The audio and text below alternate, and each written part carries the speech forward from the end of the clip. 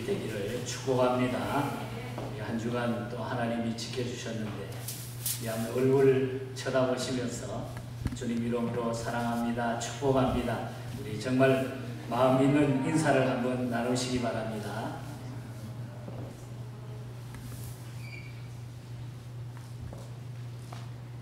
예수님을 따르던 처음 제자들은 예수님이 십자가에 돌아가신 후에 깊은 좌절과 절망에 빠져버리고 말았습니다. 대부분은 자포자기하고 있었고 어떤 이들은 옛날 직업으로 돌아가게 되고 아니면은 옛 고향으로 돌아가 버리고 말았습니다. 그런데 갑자기 믿기 어려운 소식이 들려왔습니다. 예수님이 부활하셨다. 예수님이 부활하셨다. 그러자 제자들은 다시 옛 스승이요 주님이신 예수님께로 몰려오기 시작했습니다. 그러자 제자들은 다시 옛 스승 앞에 예수님 앞에 몰려와서 여러 가지 이야기와 대화를 나누게 됩니다. 그리고 부활하신 예수님은 그때부터 이 땅에 40일 동안 부활하셔서 머무르시면서 제자들에게 다시 새로운 가르침을 주셨던 것입니다. 그런데 놀랍게도 그는 하나님의 나라의 꿈을 말씀해 주셨다는 것입니다. 그래서 사도행전 1장 오늘 본문 3절에 보면은 그가 고난 받으신 후에 또한 그들에게 확실한 많은 증거로 친히 살아계심을 나타내사 40일 동안 그들에게 보이시며 하나님의 나라 일을 말씀하셨느니라. 예수님이 공생애를 시작하시면서 갈릴리에서 첫 번째로 설교한 주제가 바로 하나님의 나라였습니다. 그런데 오늘 부활하신 후에 제자들을 불러놓고 첫 번째 얘기하는 주제가 바로 하나님의 나라, 킹덤 오브 갓, 하나님의 나라에 대한 이야기를 하셨다는 얘기입니다. 요한이 잡힌 후에 마가복음 1장 14절과 15절에 보면은 예수께서 갈릴리에 오셔서 하나님의 복음을 전파하여 이르시되 때가 찼고 하나님의 나라가 가까웠으니 회개하고 복음을 믿으라 하시더라. 십자가에 돌아가신 그가 다시 부활하셔서 십자가를 지시기 전에 또다시 하셨던 그 하나님의 나라 일을 말씀하시고 계신다는 것입니다. 그런 하나님의 나라의 꿈을 포기하지 않으셨다 하는 그런 말씀입니다. 부활하신 예수님의 설교를 들으면서 제자들의 꿈도 그래서 다시 부활하게 됩니다. 그래서 제자들은 너무너무 그 감격해서 예수님에게 그 자리에서 이렇게 물었습니다. 오늘 본문 1장 6절입니다. 그들이 모였을 때에 예수께 여짜오 이르되 주께서 이스라엘 나라를 회복하심이 이때입니까? 그러면 이스라엘이 다시 회복하심이 이때입니까? 이렇게 묻는 거예요. 하나님의 나라에 대해서 이야기를 하니까. 이 대화가 이루어진 곳이 바로 예루살렘 동쪽 사도행전 1장 12절에 가보면 위치한 감람산이었다. 그래서 감람산입니다. 바로 여기서 예수님이 세계 복음화의 비전 맵을 주시고 잠시 후에 이 산에서 하나님 앞에 다시 승천하는 역사가 나타나게 됩니다. 지금도 성지의 감람산을 찾으면은 그의 승천 기념하는 승천교회가 그 자리를 잡고 있습니다. 저도 그곳에 방문했을 때에 너무 감격적이었어요. 예수님이 승천하신 그 자리에 승천 예수님의 기념교회가 지금도 자리 잡고 있습니다. 그러므로 이 감람산은 제자들의 꿈이 부활하신 비전의 산실이었고 인류 복음화의 위대한 이정표 곧 비전 매핑이 시작이 된 곳이 바로 이곳이라는 거죠. 예수님은 이곳에서 제자들에게 오직 성령이 너희에게 임하시면 너희가 권능을 받고 예루살렘과 온 유대와 사마리아 땅 끝까지 이르러 내 증인이 되리라. 그 말씀을 그 배경 속에서 그때에 들려주신 그런 메시지인 것입니다. 바로 세계 복음화의 비전을 거기에서 주셨다는 것입니다.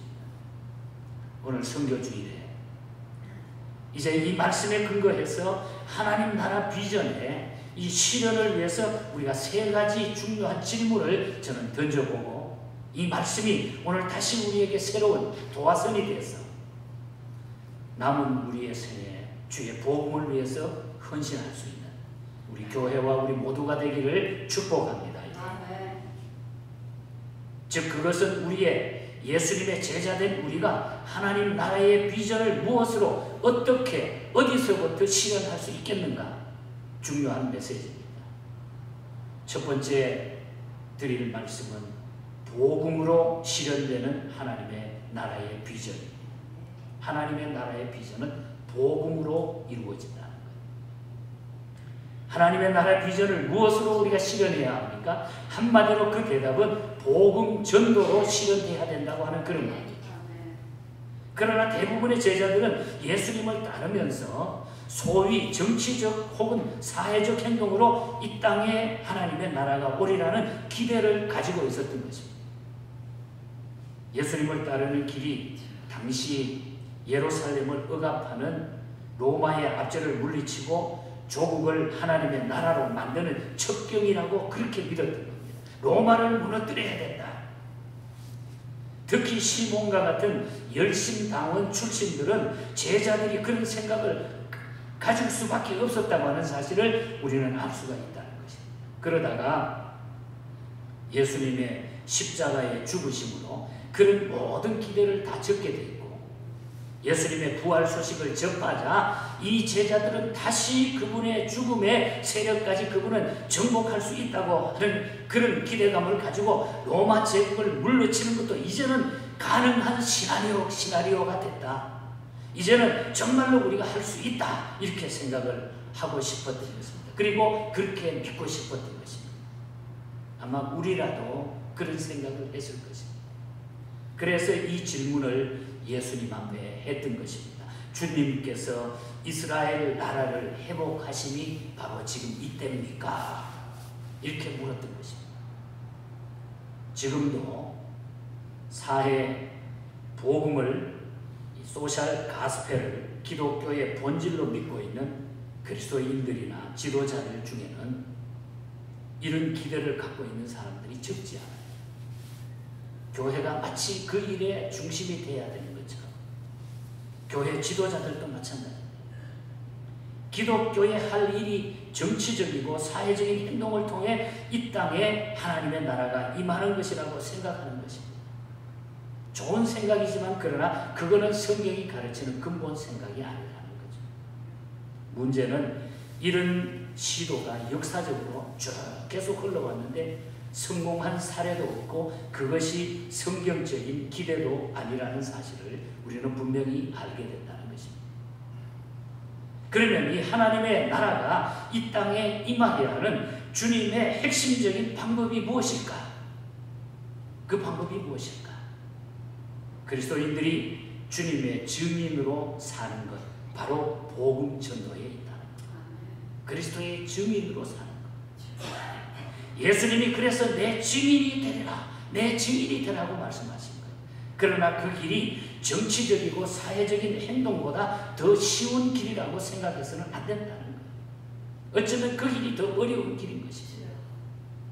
여기서 증인이라고 하는 단어 우리 잘 알잖아요. 이 증인이라고 하는 단어는 순교적 증인이에요.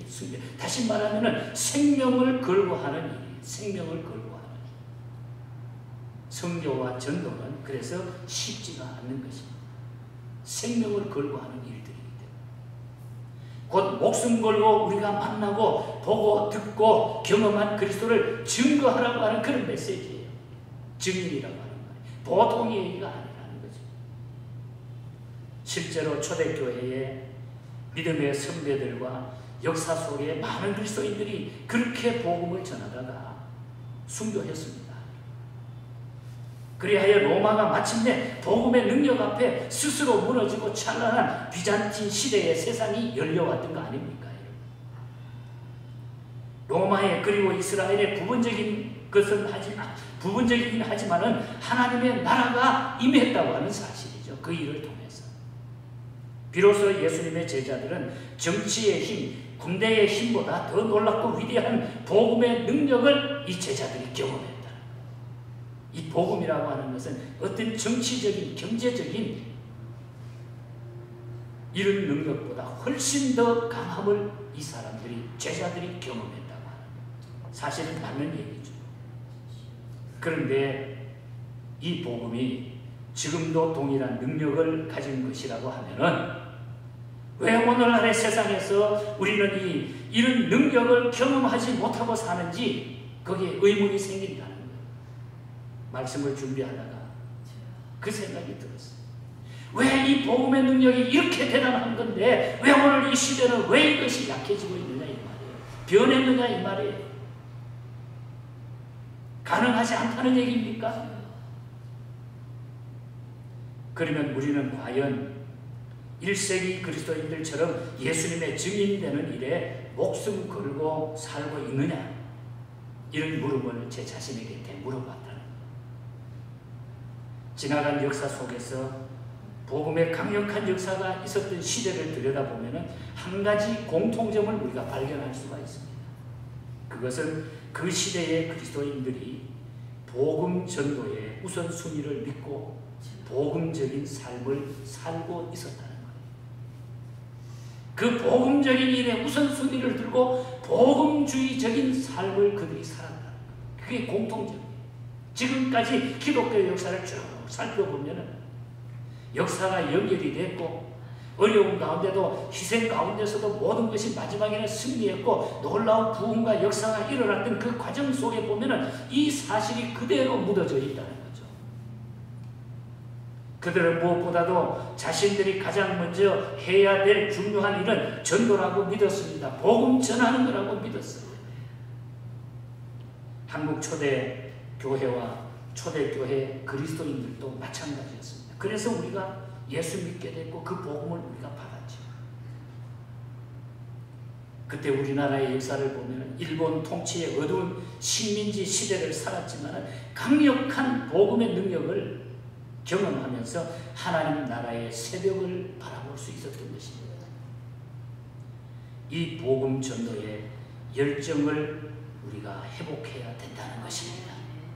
그래서 이 복음 전하다가 우리 한국 초대 기독교를 보면은 쭉 백년사를 읽어보면 어떤 여자분들은 머리가 깎이면서 예수 믿고 전도하고 교회 생활했어요.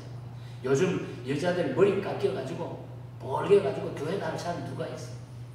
그런데도 복음을 전했어요. 수건 쓰고 나가가지고 집에서 쫓겨나고 뭐 가문에서 축출되고 이런 일들이 허다히 많았던 것을 우리는 보게 됐습니다. 저는 바라기는 이 시대가 아무리 좋고 놀라운 시대가 됐다 할지라도 이 복음의 열정은 식어지지 말아야 된다고 믿습니다. 이 복음의 열정을 통해서 이 복음을 전하는 것을 통해서 하나님의 나라는 킹덤 오브 갓, 하나님의 나라는 실현되는 것입니다. 이 사명을 우리 교회가 끝까지 감당하면서 회복하시기를 축복합니다. 두 번째는 하나님의 나라 비전은 성령의 권능으로 준비하는 하나님의 나라 비전. 성령의 능력이 얼마나 중요합니다. 하나님의 나라 비전은 어떻게 우리가 준비해야 됩니까? 그 대답은 성령의 권능으로 준비되어져야 된다는 것입니다. 성경은 오직 성령이 너희에게 임하시면 너희가 권능을 받고, 오늘 본문에 그러죠. 사실 제자들이 포기하지 않았던 하나님의 나라의 꿈은 로마를 물리적 힘으로 정복시키는 것이었습니다. 따라서 그들은 예수님을 부활시킨 힘이 정치적인 힘으로 나타날 것을 기대했을지 몰라요.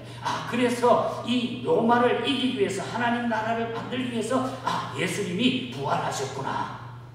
아마 그렇게 기대했을 것입니다. 그래서 로마가 빨리 무너질 것을 기대했을 것입니다. 그래서 제자들이 이스라엘을 회복하심이 이때입니까? 이 제자들의 질문 속에 우리는 그런 뉘앙스를 느낄 수가 있는 것이죠. 아, 그래서 지금이 이때다. 이때가 바로 그때입니까? 이렇게 묻는 거죠. 예수님은 일찍부터 하나님 나라는 그런 방법으로 임하지 않는다고 바리새인들에게 분명히 말씀해 주셨죠. 우리가 잘 아는 누가복음 17장 20절과 21절에 보면은 바리새인들이 하나님의 나라가 어느 때에 임하리이까 묻거늘 예수께서 대답하여 이르시되 하나님의 나라는 볼 수 있게 임하는 것이 아니요 또 여기 있다 저기 있다도 못하리니 하나님의 나라는 너희 안에 있느니라. 너희 안에 있느니라. 예수님의 대답이 하나님의 나라에 대한 대답이에요. 여기서 우리는 하나님의 나라가 인간의 내면에서부터 시작되는 마음의 나라인 것을 알 수가 있는 거예요. 하나님의 나라라. 그리고 그 비밀은 성령의 임하심에 있다고 하는 사실입니다. 성령의 임하심. 그래서 예수님은 제자들에게 예루살렘을 떠나지 말고 먼저 아버지가 약속하신 성령을 기다리고 있으라. 그래서 오늘 4절에 보면은 예루살렘을 떠나지 말고 성령을 기다려야 되는 거야. 이 말씀을 그래서 들려주신 것입니다. 너희 안에, 너희 마음에, 너희 안에 바로 하나님의 나라가 있기 때문이다. 먼저 너희가 성령 받아야 된다. 너희 마음이 변해야 된다. 너희 마음이 하나님의 나라가 되어야 된다는 거죠. 사도행전의 저자인 이 누가는 이미 누가복음에서 다음과 같이 말했습니다. 누가복음 24장 47절에서 49절에 보면은 또 그의 이름으로 죄사함 받게 하는 회개가 예루살렘에서 시작하여 모든 족속에게 전파될 것이 기록되었으니 너희는 이 모든 일의 증인이라. 볼지어다 내가 아버지께서 약속하신 것을 너희에게 보내리니 너희는 위로부터 능력으로 입히울 때까지 이 성에 머물라 하시니라. 이미 누가가 사도행전을 쓴 누가가 이 사실을 알려주신 거예요. 이 성에 머물러라. 너희 안에 바로 하나님의 나라가 먼저 이루어져야 된다. 누가는 사도행전에서 말하는 능력이 바로 성령의 능력인 것을 선언하고 있다고 하는 것 사실입니다. 그러면 우리는 하나님의 나라가 이 땅에 오게 하기 위해 가지고 무엇부터 해야 되겠습니까? 바로 성령의 능력을 구하고 성령 세례를 받는 것입니다. 그래서 오늘 보면 사도행전 1장 5절에는 요한은 물로 세례를 베풀었으나 너희는 몇 날이 못되어 성령으로 세례를 받으리라 하신 거예요. 그래서 말씀해 주신 거예요. 성령의 역사, 성령 세례의 역사.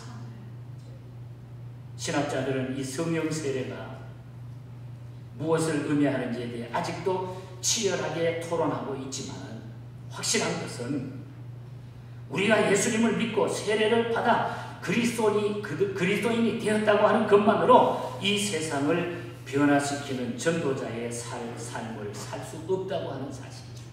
내가 예수 믿는 걸로 다 끝난 것이 아니라는 거예요. 그 이상, 즉 회심, 구원받은 것 이상의 준비와 체험이 우리에게 중요하다고 하는 사실이에요. 하나님이 주시는 나의 체험, 성령 충만한 체험, 성령의 역사의 체험이 내 마음에 이루어져야 된다는 거예요. 내 마음 속에 내 마음에 천국이 와야 된다는 거예요. 그래야 문제가 해결이 된다는 거예요. 그래서 그들은 모였습니다. 약속을 믿고 그때부터 기도하기 시작한 거예요. 엎드려 기도했어요.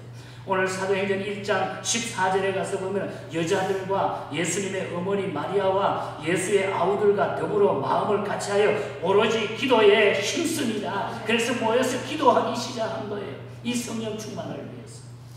이렇게 기도하고 성령을 체험한 그들은 초대교회의 세상의 변화의 주역들이 됩니다. 다시 말해서 하나님의 나라의 증인들이 거기에서 태어나게 되는 거예요. 증인들이 태어나게 되는 거예요.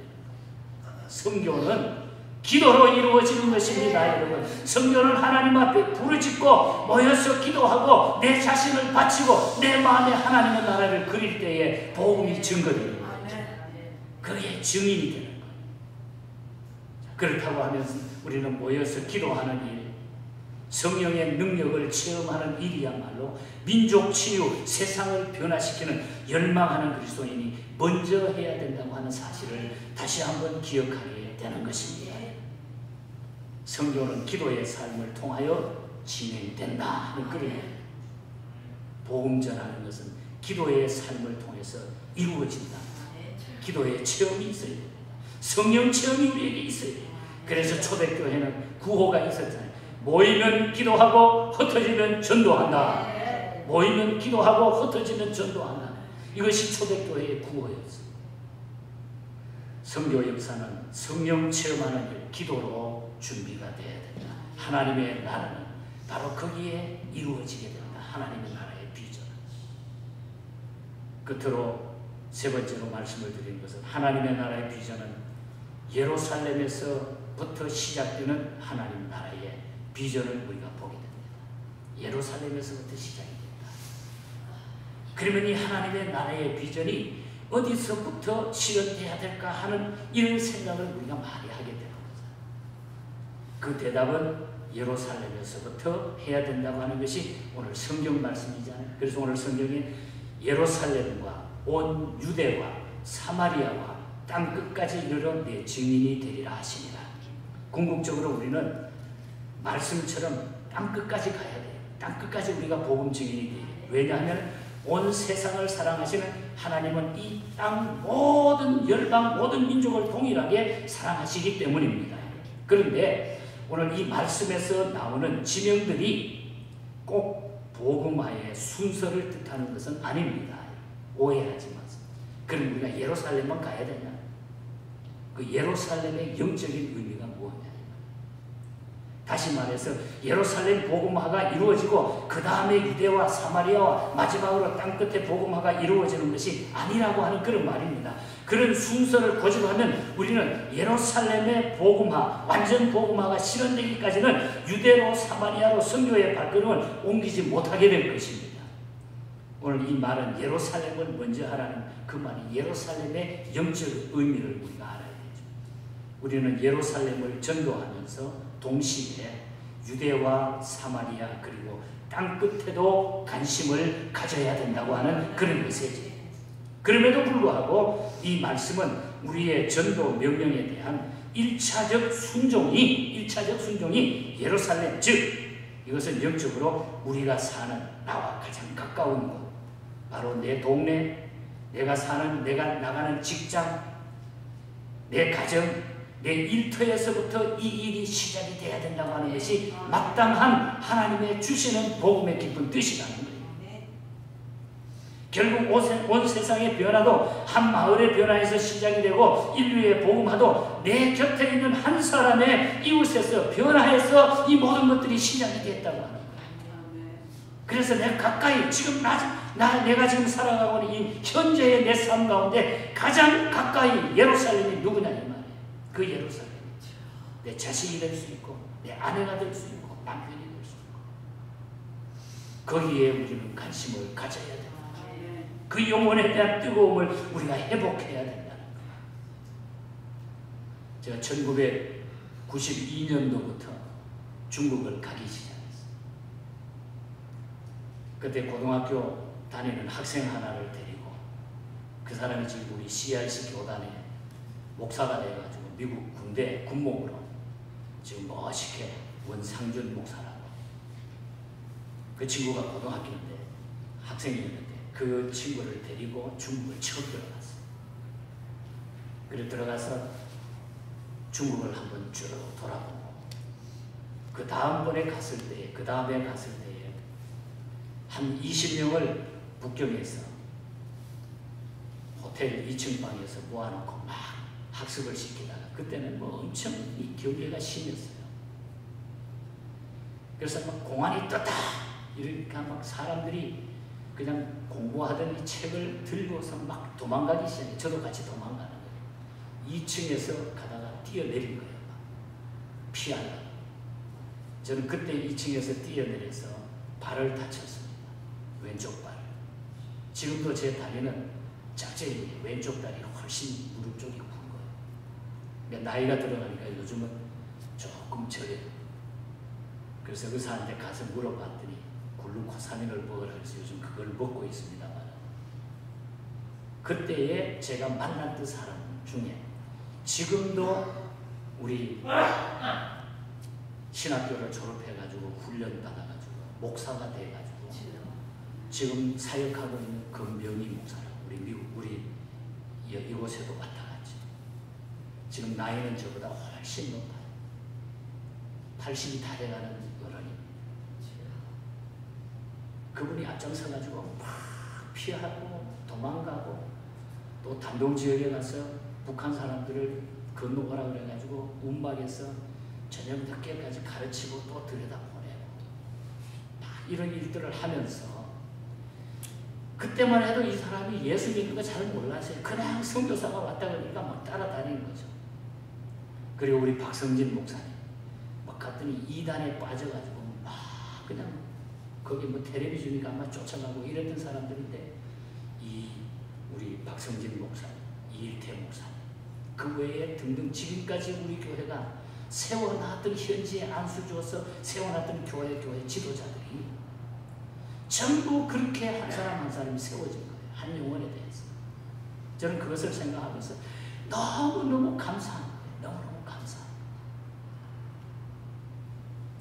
여러분, 우리가 한 사람의 한 영혼이 얼마나 귀한지 몰라요.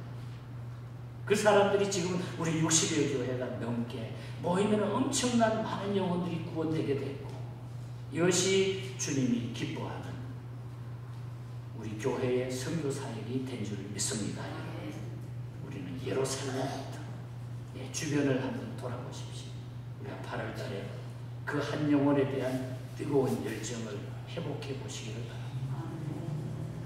누가 이런 비전을 실현하는 주인공이 되어야 될까? 마지막으로 결론적으로, 자, 이런 하나님의 나라 비전을 실현하는 주인공이 누가 되어야 될까요? 우리가 아니면 누가 하겠습니까? 지금 아니면 우리가 언제 하겠습니까? 여기서부터 안 한다고 하면 어디서부터 우리가 해야 될까요? 지금 이 순간 우리의 삶의 자리가 다시 거룩한 복음의 명령을 받는 감람산이 되시기를 바랍니다. 외치는 자, 증인으로 선한 일꾼을 오늘도 하나님은 찾고 계십니다. 찾으시는 주님의 음성에 대답하는 교회와 우리 성도가 꼭 되어야 될 줄 믿습니다. 마지막으로 석진영 선생님께 대한 이야기 한 가지를 하고 오늘 설교를 마치겠습니다. 1926년 생이시니까 지금은 고인이 되셨는데 참 훌륭한 어른이었습니다. 이 석진영 선생은 6.25 때 공산군에 잡혔다가 겨우 빠져나와가지고 가족들과 헤어진 채 혼자 필사적으로 남쪽으로 내려와가지고 부산 초량동에 피난민으로 와가지고 판잣집을 얻어가지고 반년 동안 머물면서 흩어진 가족을 두루 찾고 안타까운 마음으로 어려운 시절을 보냅니다. 그때에 이북에 있었을 때 내려올 때는 다 우리 교회들이 초창기에 한국 교회들이 전부 이북에서 시작되었으니까 예수 믿었던 그가 왜 믿는 사람에게 이런 어려움이 생겼을까?